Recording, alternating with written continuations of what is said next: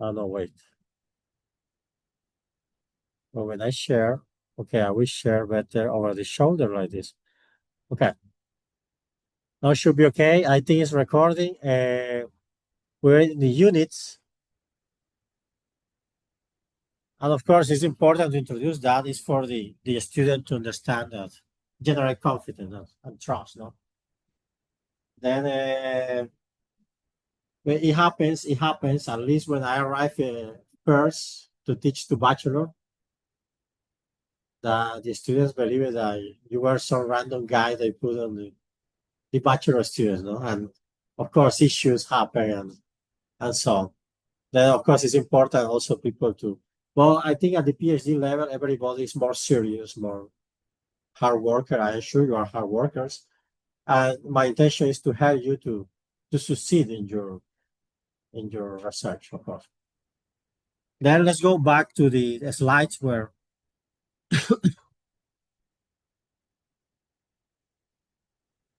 so we're in the units. Units we mentioned before.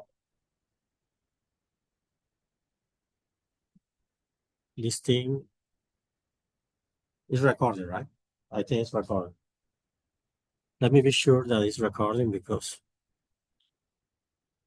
yeah, I think it's recording.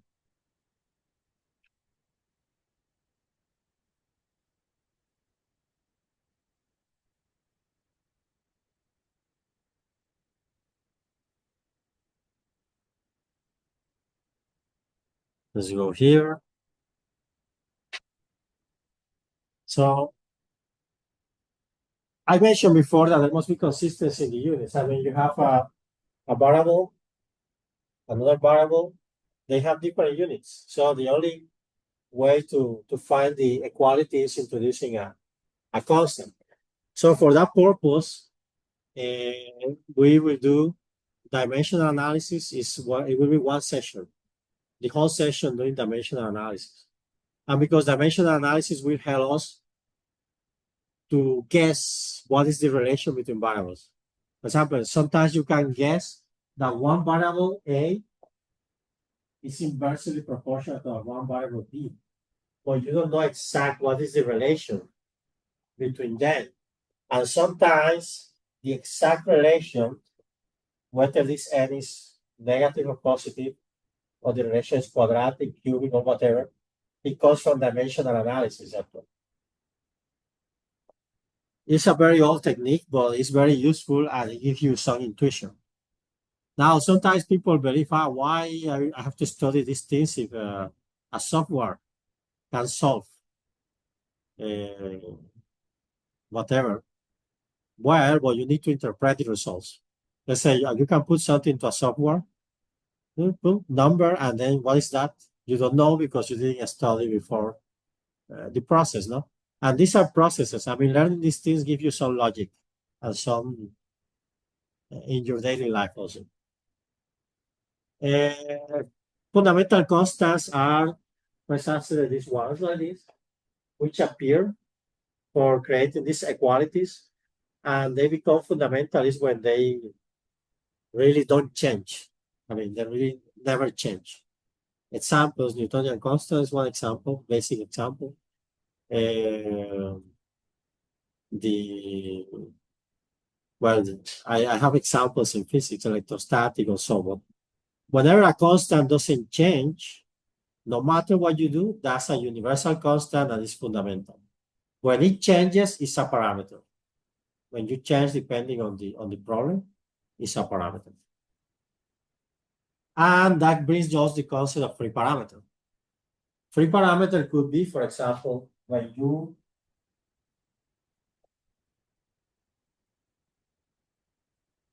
have a solution, let's put a logistic function, which is the COVID. Actually, the COVID behavior is like this. Number of cases, one constant divided one. This is how a pandemic behavior, more or less. When the time grows, there is a saturation. This goes to zero. And then this and these guys, these two are parameters. It's because they change case by case. If I analyze Brazil, it will have one A and one lambda different than Spain or Portugal or I don't know, Guinea-Bissau or whichever country you want to say. So I mean the parameters are not constant. They change depending on the cases. They are constant for the purpose of one country in this case. But when you analyze a different country, so one way to analyze countries or to compare is you compare the A's and lambda. Because lambda measures how fast the pandemic propagates, and A measures the saturation level, the amount of population. So you compare Portugal and Spain. Let's compare the A of Spain with the A of Portugal. Let's compare the land of Spain with the land of Portugal. And I don't have to touch all the dynamics, nothing. I just compare, okay, here the pandemic propagates faster, here there is a saturation. Myself, I did, even if I am a scientist or so, I wrote a paper, actually, by chance with Alexander Lowe, who is our vice rector, about the propagation of pandemic. Because, of course, I can construct one fundamental math object, which helps you to analyze in a more fundamental way the dynamics of the COVID-19, which I will not explain here because it will be, but you should be happy that this is the solution of a differential equation, and that differential equation is the solution of a more fundamental object called Lagrangian, which we will not see here. We will not study that here because it's not important at the moment. And during this class, the whole sessions, I don't think I will mention it so much. Maybe I will mention it words, but not. It will not be part of the. So advantages and disadvantages of data visualization. Obviously, easily share information. You want to share information in a company or so, or for example, to your boss, the data visualization is the easiest. At least he can see, he can imagine the tendencies and so. Well, this is quite subjective. You can visualize patterns and relationships. It's very easy to know. Sometimes I insist in this part. If you have the higher is your mathematical skills, the less you have to work sometimes. And it sounds paradoxical because you have to work hard for construct that mathematical skill. And why I say so, because if you are a math person, you will know that this is this. When you see this data, you see a data doing this, you immediately know that this is the function for this data. And I don't have to analyze the data. I already know what is the function connecting those two variables. And the same happened with many others. I will tell you a case. For example, there was a guy, sorry, I said the wrong word. He's a guy. I pronounced it wrong, sorry. This is a guy he's not what I say first. He's not. Well, let's say he's in Texas, at the University of Texas A&M, a collaborator. He was struggling with some data because they sent that data to a very expensive laboratory called Brookhaven, which is one of those big laboratories which were famous for the nuclear bomb. You know, there were a bunch of laboratories, Brookhaven, Los Alamos, blah. Well, they pay a lot of money, they receive the data, and they didn't know how to interpret it and then they contact me. And then what happened? When I saw it, the fact that I have the background in math and in this case physics, immediately I knew which case we were talking about. Well, of course, and this is what you cannot tell to people, it's very easy because it's not, you don't want to pay. I mean, it's very easy because you study a lot for reaching that. It's not easy. Then this is an example. Another example, this is a more terminal example. That one is very complicated, so I will not share that one, but it's related to material science. So some experiments with materials these guys did, etc. But when you see the data, you see the tendencies, sometimes you know what is the functional relation between the variables. That's it. Disadvantages of data analysis, of that data visualization. There is no accurate information, of course. Sometimes you have to skip some details.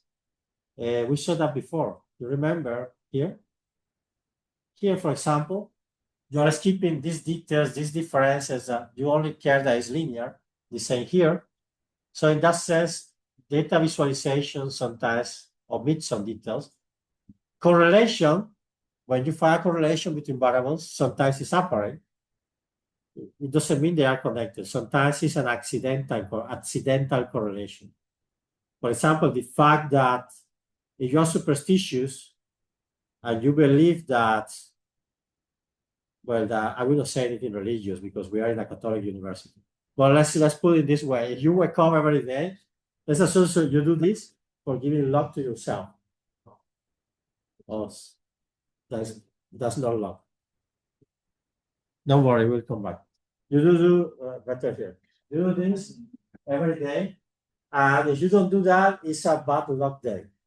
And then you don't do that one day, and you feel that your day was terrible, and then you start to wonder what happened. I didn't do my ritual or whatever. You made a correlation between those variables, but it's not necessarily true. Maybe it's yourself. Maybe it's that you believe and your mind is creating all this series of inconvenience, no? Because I didn't do that. Oh, it will be a bad day. Then if you go with that mentality, it might happen. That's an accidental correlation sometimes. Yeah, it's quite subjective. Or, for example, take off a plane, you do this. I also do it. Take off. Turbulence, oh my God. But I mean, that the fact that I do this, it will not avoid the plane to fall. I mean, do you understand what I mean? Well, maybe I can try to do a correlation. This is an exaggeration. What I mean is that there are some experiments where you see some relations between variables, and maybe that relation is not true. It's an accident. So it requires a deeper analysis. Doing those testing for more times, actually you can come out it can come out that they are related, or it can come out that they are not. Because sometimes it's accidental because there is an additional variable bothering, changing randomly, and by chance, that variable was fluctuating. Because let's put it this way: when you have these plots, these plots are not bidimensional. Let's say you have this x and y. You are fixing many other variables. In reality, it's a higher dimensional surface. You have a third variable here. You have a fourth variable somewhere. You have many other variables, which you're assuming to be quiet. Don't move. I am not only interested in these two. You're ignoring all this. But if by chance these guys fluctuate and you don't realize, then this will start to jump. And maybe can create some accidental correlation. Very accidental. And it's because you are not manipulating the experiments correctly, you are not doing the things correctly. And so these things sometimes, because I mean, let's put it this way: in a serious research, the relation between variables is not so trivial. It's not so trivial. Sometimes, of course, it's trivial to know that when I throw the control harder, it will collide stronger with higher speed. That's a trivial correlation. I know it happens, I can see it. But there are cases where you cannot see, where the experiments you manipulate, where you cannot see what you are doing. You can only see the outputs. Then you see the output A and the output B, and you have to imagine what is happening inside. And if for any reason you are ignoring a variable which is changing, and that variable is creating some correlation between the other two, then that's an issue to deal with. So now the importance of data visualization is that it helps people to see, interact, better understand data, simple, complex, blah, blah, blah. Right visualization can bring everyone on the same page, regardless of their level of expertise. Let's say no matter you are quantitative or not, you go to a meeting in a company, you can show the data, the pictures, and people will understand more or less what you are talking about. The other is hard thing of a professional industry that doesn't benefit from making data more understandable. The other part you can read at home, because I will share this This is slides later. There are more general types of visualization. There are charts, table, graphs, geospatial, infographic, dashboard. The names are irrelevant. As long as you see the data, you are able to interpret it, the name is irrelevant. But let's put the names because anyway, it's important for you to know what are the names. This guy is called pie chart. We have been seeing this guy many times. This is a bar chart. This is a line chart. This is a scatter plot. This is a histogram. We have seen the histogram before. This is a bullet graph. This is a packet bubble chart. This you see in the stock market. I think when you don't have stock market, no. Box and whisker. And of course, I will not go to the details of hammer and these kind of things. I will not spend them. And this is like, they call it tree maps, but it's like heat maps, change colors or whatever. There are also tables. Of course, we use tables the whole time. Highlight tables and heat maps also. This is a highlight table, for example. This is a case you will study at home for sure. We can read a little bit here. The colors mean something, no? So when you say the same color, let's assume that the dark color means some high intensity of something, then you can interpret it that way. But of course, you need to put beside this charge, you have to put here beside what is the meaning of each color, no? Color D means that. But here they explain, for example, the darker the color, the more patients there are in the waiting room at the time. Then there is a time here, and this is the patients, the number of patients. And now they put the positive patients going down. It doesn't matter. When you plot data, you can select positive below or upper. It doesn't matter. There is no rule telling you that every time positive is open up, it is going up. No? Positive can be going down also. So it doesn't matter. So this is more or less an example. You have to read. This is a proportional symbol maps where the locations and they put some colors, etc. They call these choroplates, isoplates, and area maps. And the explanation here, different shades, different colors region. That's not so important, but let's go to an example of symbol map. What do you see here in this picture? Yeah, it's the mouse United States. And over the mouse United States, there are some dots, no? And those dots, they mean something. What do you mean? The larger the dot, what does it mean?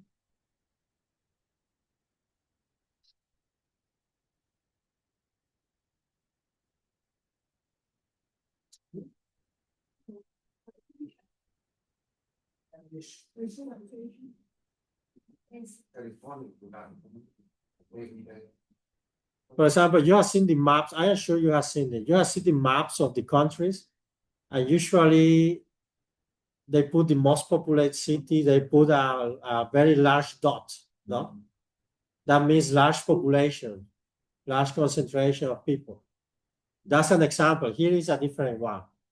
This example, you can read there what they said, but I'm just giving you an example. When you see the capital of the country, usually Paris in France, and the others, little dots. When there is a city, dot. There is no city, nothing. There are no people. Or maybe they indicate the places where the COVID propagated and read it, or some dangerous virus, then they made these maps. And the circle is around this region, the virus propagated. And the darkest circles could mean like the more severe cases or something. I mean, it depends. Each map, each is a different interpretation. But here, of course, they explain the symbol uses proportional symbols to look at the number of cells per city in the United States. Here they care only the cells.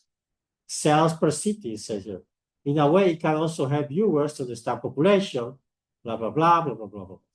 The symbols don't overlap.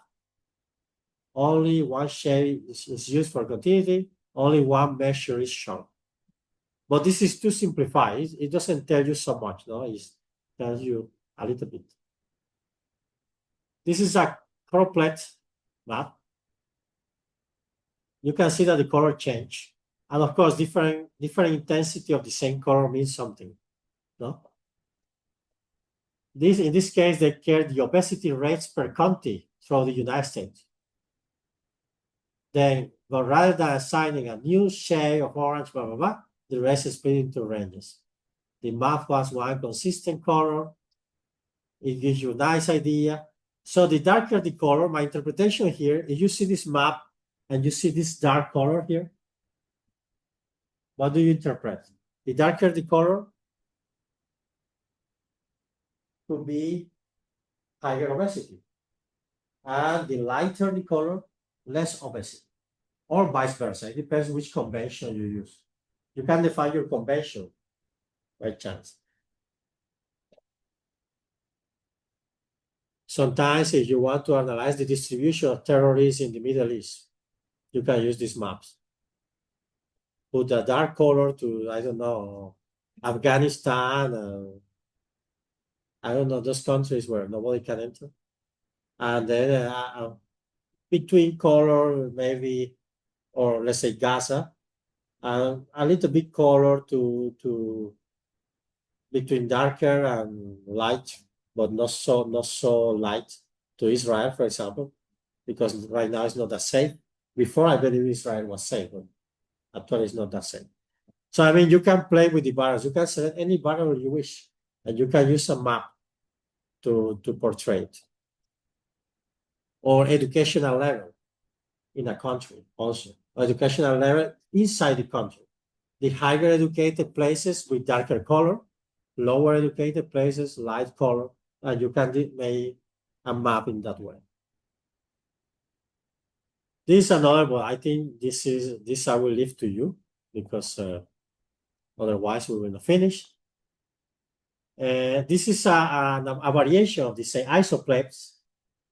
They rely on continuous data. If you see these lines here, they are telling you something. And of course, you can see that, again, it's darker inside, but after this circle, it starts to be lighter. So that means something. That means something. Let's assume that the Ebola, which is a dangerous disease from Africa, is spread outside. It's controlled there. It's a very, let's assume whoever gets Ebola for sure is that. It's a very dangerous. We are lucky is because it's not propagated. It doesn't propagate so easily as the COVID-19. The COVID-19 is the opposite. It propagates easy, but actually kill many people. So well, let's say it's less dangerous than other viruses. Let's put it that way.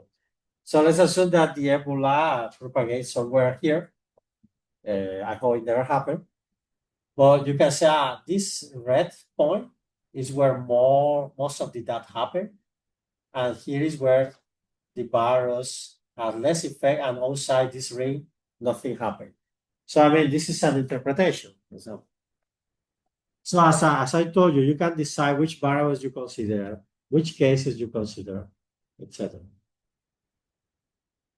This is a dashboard. Of course, this is a combination of all the things I have mentioned. You have these charts, etc. I think you have seen that before. There are other specific data visualization examples, area map, bar chart, box and whisker plots. The name sounds a little bit confusing, but I will show you later what is it. Bullet graph, Gantt chart, heat map, I mentioned it before, highlight table, histograms, pie chart, tree map. The pie charts we already mentioned, so it's not necessary, histograms also, etc. It's not important to know the names. It's not important. But when you are doing the thesis, I assume you will have to portray or plot some data. So you have plenty of options. You have to select which option is the best for you in your case, because let's put it this way, the same information can be put in different ways and different kind of charts or different kind of, for example, I can put the same information in a bar chart or in a bullet graph.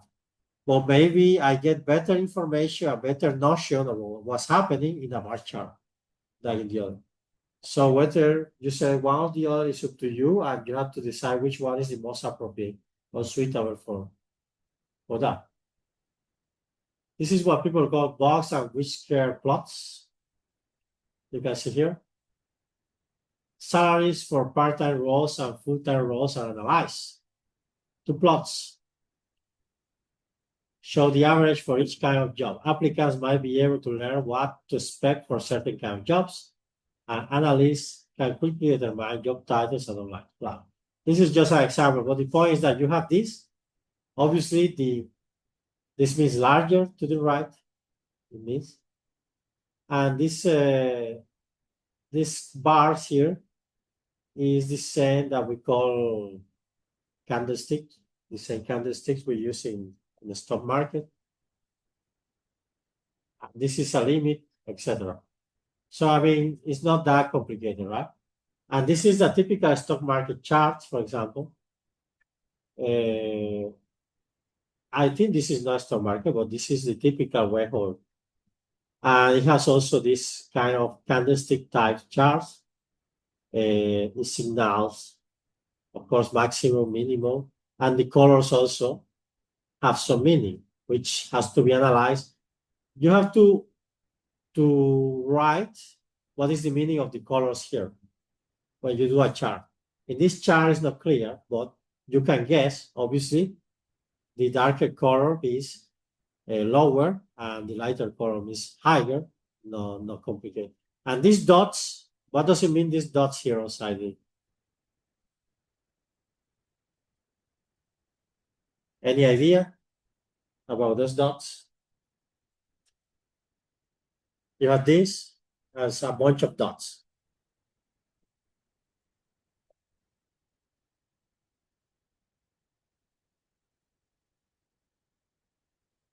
Well, in this case, no special meaning, so don't worry.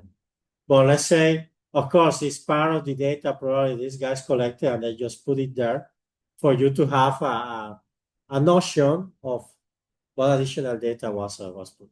But let's say this is unnecessary, to be honest. What is important is this guy here. This is what people call a Gantt chart. This is just an example. It has tax name, planning, research, design, implementation, follow-up. And this is the time, no? January, February, blah, blah, blah. And this blue, I mean, if I overlap, I am telling to people that we are going to do planning between January, February, and March. That's it. And we are doing research between February and March, design between March and April, implementation between April, June, July, and follow up by June, July. It's clear. I mean, it's just a matter of interpreting it correctly, right? This is another way to personally, I have never used this way of representing, but it's an alternative if you want to show, I don't know, some thesis, some dissertations, they try to show the timeline of the evolution. Huh? Yeah, exactly. Sometimes you can start to explain how did you do, how did you reach these conclusions, and then you can make a timeline. You can use this kind of chart, for example. And this is called tree maps. Personally, I have never used it, but you can guess it more or less. The biggest above tells the viewer that most of the rules are available at the entire blah blah, while the second biggest box measures the numbers of prior rules available. These three blah blah. Well, this is arbitrary. Actually, you can just. It depends. In this case, they are looking for rules. But for example, I could also select this is square and tell that it's 100%. The square represents 100%. And then this blue could be 80%, and this is like 15%, and this is like 5 or something like that. So I could select anything. I could even portray the presidential election here. I could put but it was not exaggerated. It's just an example. Biden here, Trump here, and and don't know, the people who decided to vote here. So I mean, you can use this in the same as the pie chart. The pie charts are exactly the same like this. Remember here, in these pie charts, here, the total circle is 100%, and you distribute the percentages here where the same appears here, but it's a square now. Yeah, so nothing special at the end. Well, as at the end, as I told you, it's up to you. You decide what kind of. Personally, I have never used this one. I don't find it so convenient. But maybe in some cases for you could be. So activity in class, but it's too late for that. It's 10 minutes to go. So homework, I will send by email better. Well, the idea, what I want to do, I will send you some activity for you to use some data visualization. How many people of group A is here? A? Who is A? A is a letter. B is another letter. No, I call it A, the guys. It's not discrimination. It's just A, the guys who are quantitative research oriented, and B, the guys who are qualitative research oriented. But sometimes some guys, they call themselves A, but they are B in reality. So I don't know. So it depends on to you. Because I will say two activities, one for A and the other for B. And depending on what you reply to my message, that will be. Let me stop the recording here. Here, stop sharing and